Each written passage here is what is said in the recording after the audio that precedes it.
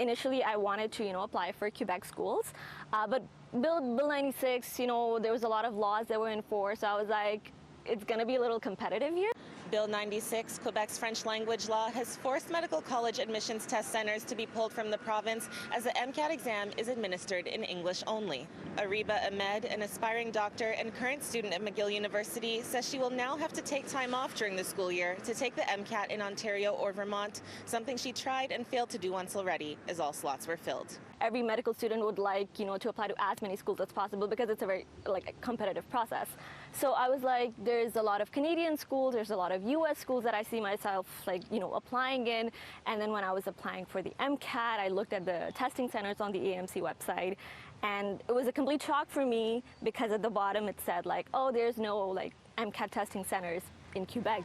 While medical schools in Quebec do not require an MCAT score for enrollment, most Canadian medical schools outside of the province and in the United States do.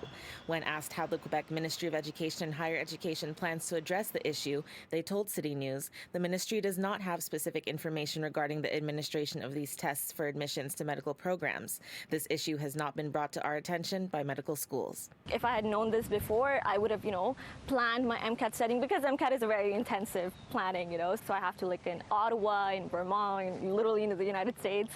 So, and also getting testing dates for those locations, it's also kind of hard because those residents are also applying. They can apply to all the medical schools. So then if I compare myself to an average Canadian, why do I only have 1 or 4 options for the Quebec medical schools? As Quebec faces a need for healthcare workers, the 19-year-old says the impact on patients is also a concern.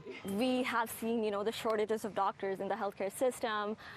People are waiting, for more than 10 years for a family doctor. The ER department, it's a chaos because there's not a lot of doctors to serve the population. Though Areeba says she would ultimately love to practice medicine in Quebec, she has yet to decide whether she will. I do speak both languages, but obviously with laws it gets a bit suffocating. In terms of when you're calling the government institutions, they basically have a whole criteria of who can be served in English, who can be served in French.